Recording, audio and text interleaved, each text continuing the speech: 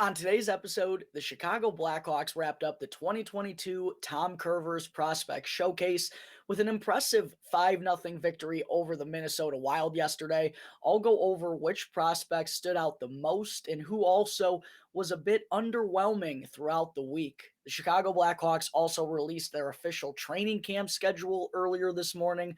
I'll get into all of the details on that. And then to wrap things up, per usual, to start off the week will be our Mailbag Monday fan segment. All that and plenty more right here on Locked On Blackhawks.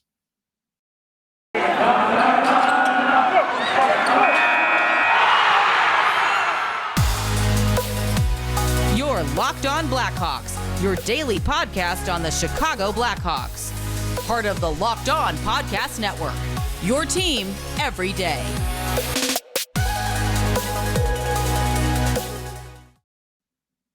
Welcome to the Locked On Blackhawks podcast, your daily podcast on the Chicago Blackhawks. Today is Monday, September 19th. I'm your host, Jack Bushman.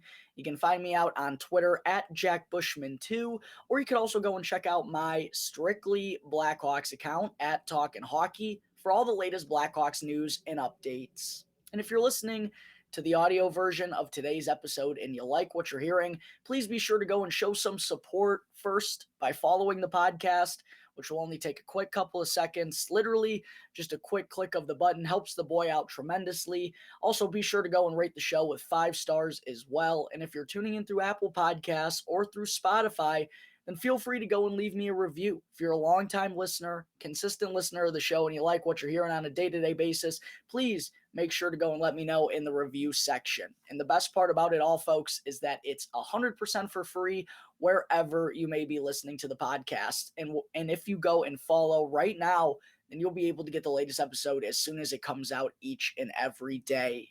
And if you're not already watching the video version of today's episode, then you got to be sure to go and head on over to Locked On Blackhawks on YouTube, because each and every episode moving forward, folks, is going to have a video uploaded to YouTube as well. If you haven't done so yet, please also go and help me out by subscribing to the YouTube channel. All the help, really, I would appreciate more than you all know.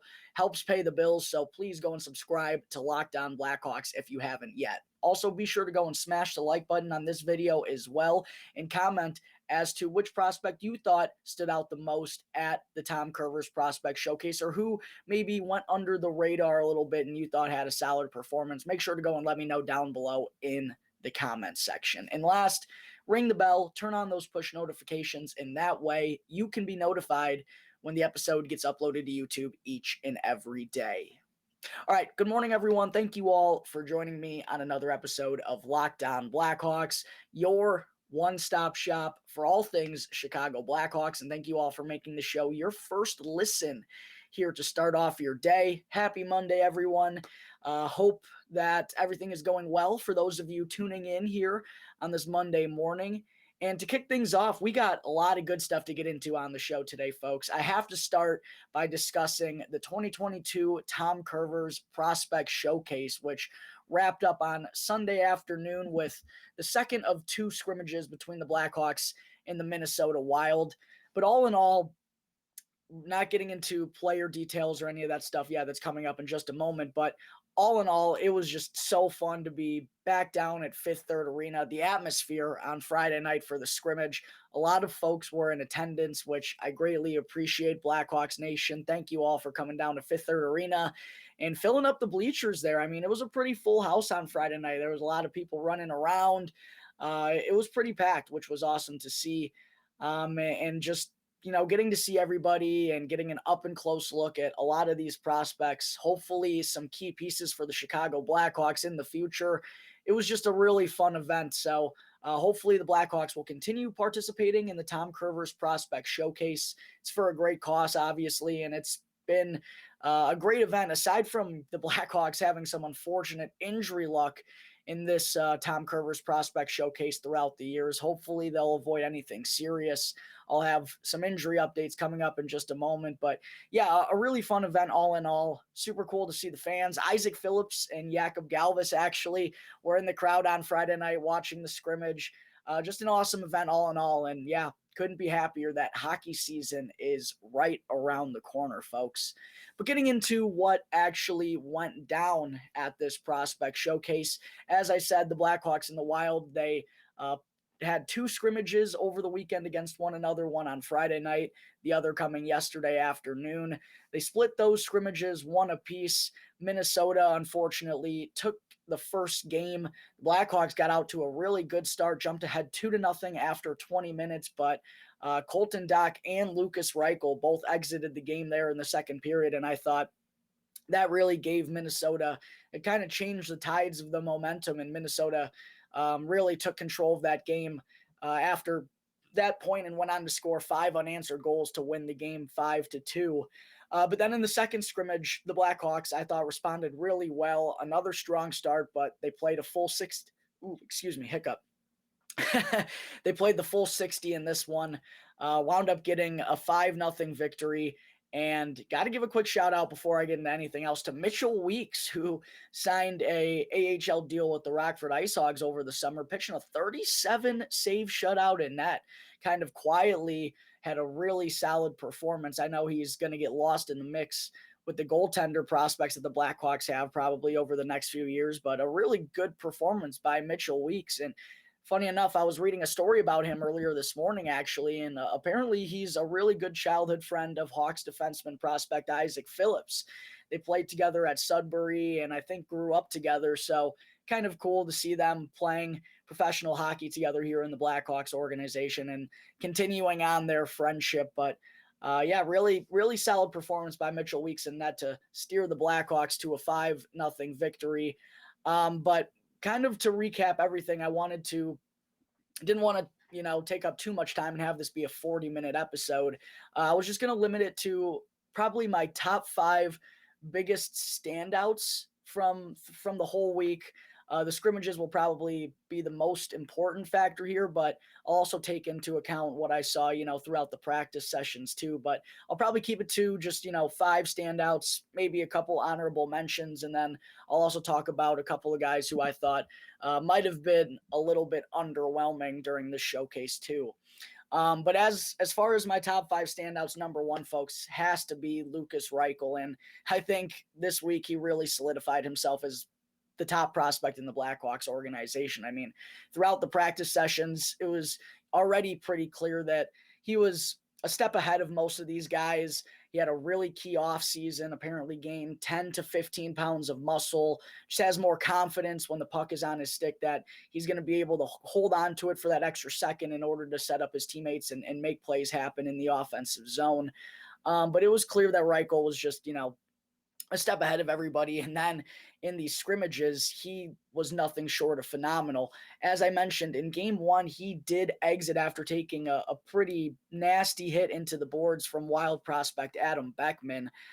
Fortunately, Reichel was able to return to that game in the third period, but the wind was kind of already out of the Blackhawks sails at that point, and they weren't able to get back into that game, even though they were once ahead 2-0. But in the second game, Lukas Reichel was all over the ice. 4 assists for Lukas Reichel yesterday, and just was making a ton of plays. One thing that stood out to me was just how much he was playing with the puck on his stick. So each and every shift, he would have multiple touches, and most of them led to good-looking opportunities for the Blackhawks, or at least it looked like they had something going in transition back the other way. Like every time the puck was on his stick, he was dangerous yesterday, and his playmaking abilities were on full display. A really phenomenal performance from Lukas Reichel throughout this week, and he has his eyes set on making the NHL roster. He's already said that to the media, that he's really trying to make this team out of camp, and if he continues to play like this, I don't think the Blackhawks coaching staff is going to have any other choice but to keep him around when the season opens up against the Colorado Avalanche in just a couple of weeks. Another prospect who really stood out to me, Cole Guttman, former captain for the University of Denver, a draft pick, late round pick of the Tampa Bay Lightning, who did not end up signing his ELC there. The Blackhawks scooped him up over the summer, and boy, that might have been a phenomenal decision from Kyle Davidson, because Cole Guttman was a wrecking machine in these two scrimmages. Like, he was everywhere, and every shift, you would hear his name pop up, whether it was making a play on the back check or getting physical or getting a shot off on net, wheeling around the net and setting up his teammates. Cole Guttman was all over the ice throughout these two scrimmages. He had a goal in each game. Really standout performance from Cole Guttman, and he's someone I have a feeling we're going to hear more and more about, whether that's, at the AHL level this year. I kind of expect him to begin with Rockford, but I also wouldn't count him out throughout training camp given the amount of experience, 4 years at the University of Denver. I know that's a different level, but he is a bit of an older kid already, got some good size to him, really broke out offensively last year. Cole Guttman is definitely a prospect, especially in the forward group, to keep circled throughout these next couple of years. Kevin Korchinski, another guy who really stood out to me, didn't have any highlight reel plays in either of the two scrimmages, but his skill set is undeniable, and how he's able to skate the puck in the offensive zone. His skating is just magnificent. This kid can absolutely fly up and down the ice in order to recover or to jump into a rush and give his team an odd man break the other way. He can get up and down the ice in a hurry, and I was really impressed with his poise with the puck in the offensive zone, the way he was able to walk the blue line, and I think that's something he's only going to develop and get better at over the years. But his skill set for being 18 and a young 18-year-old at that, he's not going to be 19 until next June, is, you can't deny it. And I really do think Kevin Korchinski has the makeup to be an incredible offensive defenseman one day down the road. I would also say Philip Rose, someone who goes under the radar a bit on the back end for the Blackhawks, considering all the notable prospects that are coming up at that position. He kind of gets forgotten about a little bit, but I'll tell you what, I would not rule out Rose to make the Blackhawks opening night roster now that Jake McCabe is going to be out for 8, 10, 12 weeks or something like that, because Rose has size. He's a big kid at 6'4". He's a pretty decent skater, and already has really good experience in the SHL, which is arguably, outside of the NHL, the best professional league in the world. And he was playing a really big role over there. Good experience, and just seems to be more physically mature than a lot of other guys too. He'll throw some size in there, can scrap it up in the defensive zone.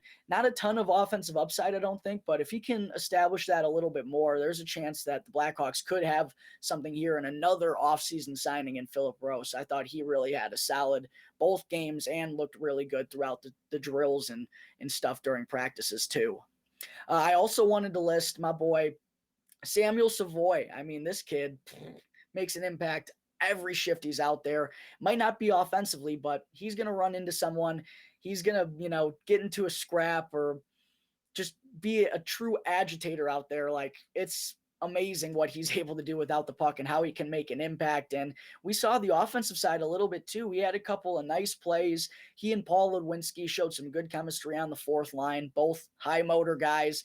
I would start each of them as potential bottom six pieces of the future for the Blackhawks. They're not going to be known for their offense, I don't think, but they know that. And they know they have to provide something else in order to be a standout and to be recognized and to keep progressing from level to level. And they certainly did that at this development camp. Savoy in particular was just an absolute goon out there. And I know he loves getting into that type of stuff. So he was another one that really just continues to impress me every time I see him. And I really think he's going to be a fun prospect to keep an eye on over these next few years. A couple of quick honorable mentions. I would say defenseman Ethan Del Mastro looked pretty good in both games. Added a goal in the second, some good play recognition to jump in backdoor and find himself wide open all alone in front of the net. I mentioned Ludwinski already. By the way, Paul Ludwinski did suffer a pretty tough injury, a tough-looking injury in the second game yesterday. Left the game in the first period and did not return. We don't really have any update as of yet, but the hit that he took looked painful, to say the least. So hopefully Ludwinski will be all good and won't have to miss too much time moving forward. And then Colton Dock, too, was someone who only played a little bit in game one, had an absolute snipe to open things up for the Blackhawks. His shot is nothing short of remarkable. Definitely his best asset, in my opinion. But Doc also left that first game along with Lucas Reichel in the second period. Reichel was able to return. Doc, unfortunately, was not, and he was placed in concussion protocol on Saturday afternoon, which you just hate to see for that kid. Really big camp for him after a massive offensive year with the Kelowna Rockets. But from what I did see out of Doc, his shot is really what's, I think, going to be his best chance of carrying him to the NHL level. I'm a little bit underwhelmed by his skating and the kind of game he plays for having that size, but hopefully, that's something, though, both those things, hopefully he'll be able to develop that a little bit better in the next few years, because the shot that he has, I think, is always going to give him a chance of being an NHLer. But hopefully Colton won't be out for too long, and it's a quick recovery for him so he can, have a regular start to this upcoming season and continue on from where he left off last year with Kelowna. As far as my underwhelming performers, I'm running a little bit over time here, folks, so I'm going to get into this a little fast. I always tend to talk about the prospects for a little bit long, but a couple of underwhelming performances. First, I thought was Jackson Stauber, because early on in that first game, the first period against Minnesota, when he was in net, I thought he looked sharp, but then he really just started to unravel, and that second and third period there, let up a goal from below the goal line and just let all the momentum go into Minnesota's direction. His defense needed him to come up with a timely save, and he didn't. So a little bit underwhelmed from what I saw out of Jackson Stauber. Evan Barrett was someone who was a little bit underwhelming to me. He had a ton of chances, but just wasn't able to convert on any of them. And given all the experience that he's had, and he's had time in Rockford already, and the Blackhawks have kind of been waiting on him, and it just hasn't happened, and it just feels like Evan Barrett kind of is what he is at this point. So, yeah, it's tough to see that Evan Barrett wasn't able to really make the most of this opportunity here and solidify himself as one of the best forwards in the prospect pool right now. Joseph Serpa, also my boy, who had an amazing development camp, didn't do a whole heck of a lot, sadly, throughout these two games and throughout the week. Didn't look as sharp as he did about a month or two ago.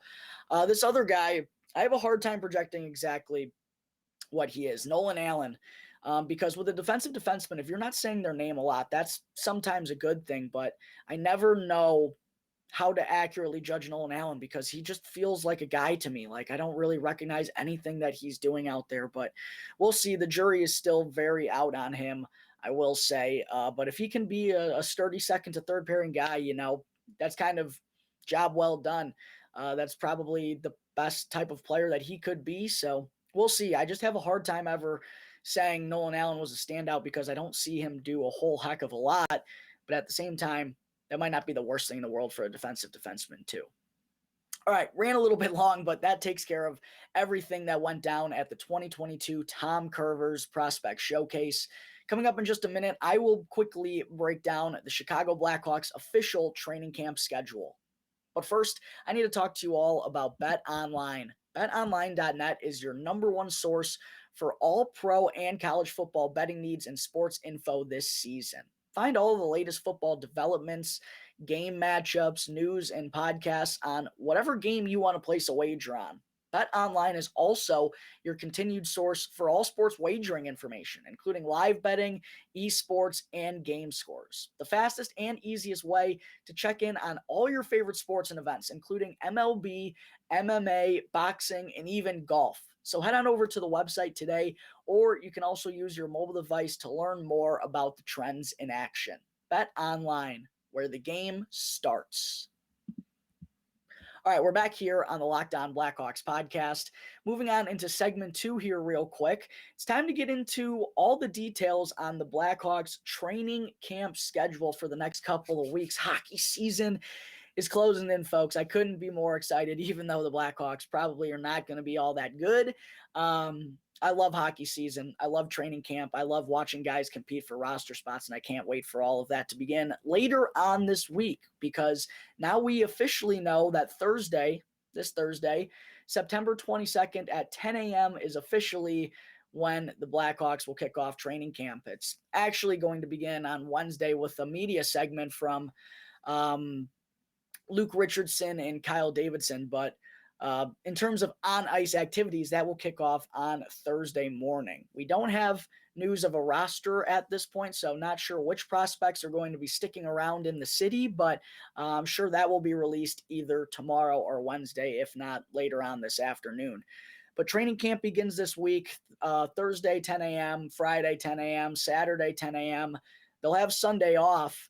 And we'll resume activities on Monday, but kind of crazy to think that we're only 8 days away from the Blackhawks' first preseason game up in Detroit against the Red Wings, kicking things off with a bang. But yeah, they're only having, a lot of these guys have been skating together at Fifth Third Arena already, not just the prospects, but the NHL group's kind of been having their own on-ice session before things got underway for the Prospect Showcase. So I'm sure they're still establishing, chemistry and have been working together and all that stuff, but just a little bit wild. And maybe it's normally like this, but I feel like the preseason games are coming up in a hurry this year.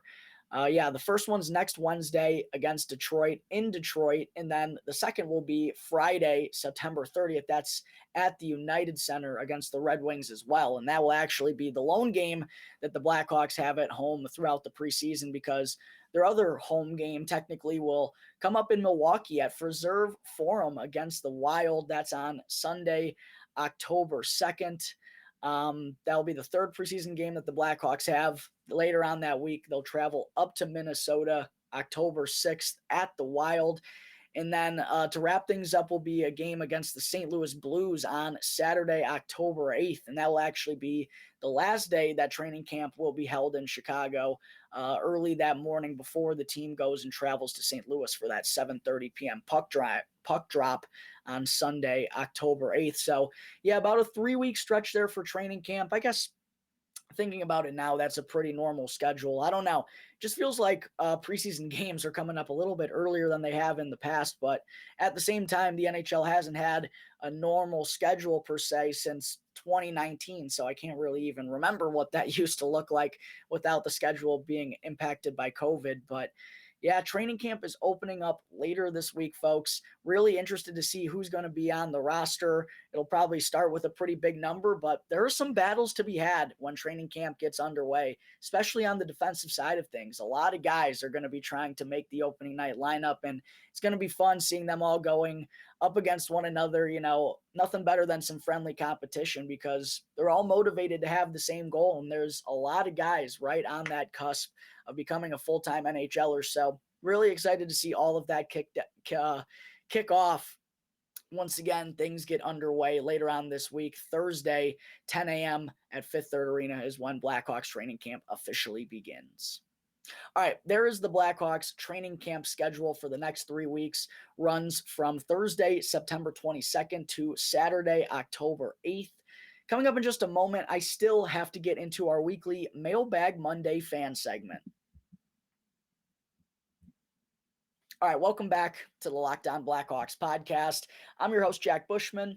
Getting into segment 3 real quick. I'm actually going to take a sip of water because my mouth is drier than a mug. Segment 3, per usual on Mondays, folks. It's time for our Mailbag Monday fan segment, where I answer a question from a couple of lucky listeners right here on Locked On Blackhawks. And I actually forgot to pull it up beforehand because I'm an idiot sometimes. But the first question, here we go, getting into it. First question I wanted to answer today comes from @CaptainPie00, longtime listener Colin. I appreciate you always asking your questions, Colin. Colin asked, dark horse candidate to make the NHL team out of training camp.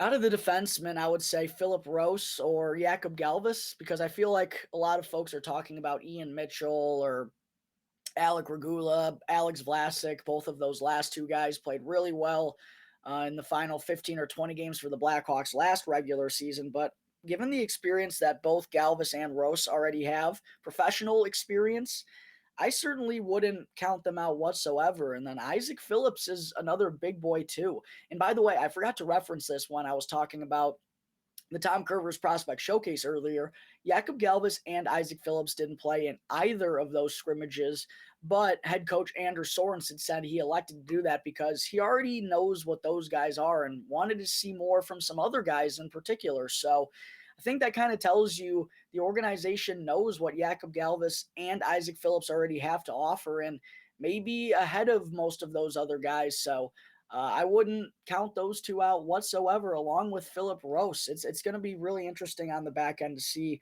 who's going to come out of that battle and make the Blackhawks opening night lineup when they take on the defending Stanley Cup champion Colorado Avalanche. My, oh my, that is going to be rough. In terms of the forwards, that's really where it could be interesting. Cole Gutman, like I said, I wouldn't count him out. I would expect him to probably begin in Rockford, but it wouldn't be the craziest thing in the world after how well he performed. Josiah Slavin also is someone who actually wore the C for the Blackhawks prospects in both of those games against Minnesota. Got some NHL action last year, got some good size, seems physically mature and very well-rounded. Another great late-round pick by the Blackhawks. 7th-round pick in 2018 was Josiah Slavin, and he could be a bottom 6 piece potentially in the future. So I wouldn't count Slavin out. Jakob Poor maybe, although he was not all that impressive throughout this week. Those are probably the guys I would say would be the biggest surprises up front. I don't think Evan Barrett really has a chance to make the opening night roster. Yeah, I would say Cole Gutman's someone to keep an eye on for sure. Who do the Blackhawks? They got 14 forwards here already on their NHL roster. Yeah, I don't think any of those guys would be surprises. So up front at the forward position, I'd definitely say Gutman, Jakob Poor, Josiah Slavin. I think that's the group to keep an eye on that are pushing for an opening night spot. Next question I wanted to answer comes from Madison Weplin, who emailed in the podcast over the weekend. Thank you, Madison. I appreciate that. And Madison asked a very fun question. I love getting these types of questions that really don't have anything to do with the Blackhawks. But Madison asked, favorite food to get at Blackhawks games? And this was something that stumped me a little bit because there are a lot of options here. I really do love, they added is it a Giordano's or is it a Gino's East? They added where you can get like a 14 or 12 inch thin crust pizza instead of getting the mini deep dishes for like $12. You can go and get your own like 12 or 14 inch pizza for like $2 more. That's a move. I think they just added that this past season. I will say an Italian beef, but the secret is you got to eat it with a fork because they're going to drip it.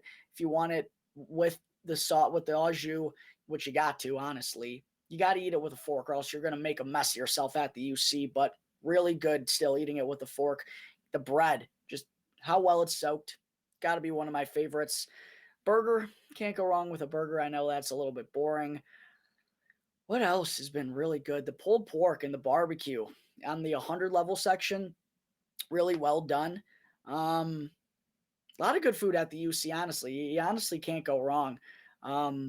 But interesting note, I am going to be starting a food review at the UC this season. Every game I'm going to be trying a different place, different item on the menu. I want to try everything at the UC. I thought that would be a fun idea and just upload a quick 2-minute video on Twitter and on YouTube giving my reviews. I want to try everything at the UC and let all you know what I think is the best. So I thought this question actually fit well for unveiling what I'm going to be doing at the UC when I'm in attendance this year, which should be a pretty decent chunk, ladies and gentlemen. There was one more question I wanted to answer. Again, I didn't have it up. Interesting question coming from Anthony Pellegrino on Twitter, who asked, been trying to meet Corey Crawford since 2013. You guys think he'll be at Hosa's retirement night? He was at Taze's 1K night, so I don't really know. Your thoughts? With Corey Crawford, you honestly never know. I feel like he's not the happiest with the Blackhawks organization, considering how everything went down at the end of his career and how they elected to move on from him and never really kept him in the loop about it, I don't think. Now Stan Bowman's gone, so maybe it's a little easier for Corey Crawford to come around, but I don't think he's the happiest with the Blackhawks organization as a whole. So I'd say, maybe 50-50. It is Big Hoss, though, and Crawford was a huge part of those runs along with him, and if he was there for Taze's 1K night, he'll probably be there for Host's jersey retirement night. So I'd guess yes, but I don't know for sure. I mean, you never know with Crawford. So guess we'll just have to wait and see. Hopefully for your sake, Anthony, you'll go and Corey Crawford will be there. But I wouldn't put it past him to not attend something like this, considering how everything went down between he and the Blackhawks at the end of his career. All right, folks, I think that is going to wrap up Monday, September 19th episode of Locked On Blackhawks. Thank you all again for tuning into the show, and be sure to go and follow Locked On Blackhawks right now, wherever you get your podcasts. Once again, thank you for tuning into today's episode. Be sure, if you haven't done so yet, go and subscribe on YouTube as well, because every episode moving forward, folks, the season is right around the corner. Every episode of Locked On Blackhawks is going to have a video uploaded to YouTube. So make sure to go and subscribe to the channel right now if you haven't done so already. Also, after the show, you got to be sure to check out the Locked On NHL podcast to get all caught up on everything that's went down throughout the offseason. It's free and available on all platforms, so be sure to go and check out Locked On NHL right now, wherever you get your podcasts.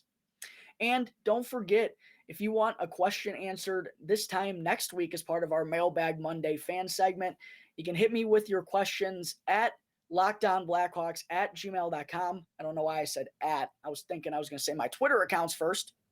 If you have any questions, feel free to email lockedonblackhawks@gmail.com. That's all one word. Or you can hit me up on either one of my Twitter accounts, at Jack Bushman2, at Talkin' Hockey, or even at LO_Blackhawks. Once again, thank you all for tuning into today's episode. Until tomorrow's show, have a great rest of your day. And thank you all for tuning into the Locked On Blackhawks podcast, part of the Locked On Podcast Network, your team every day.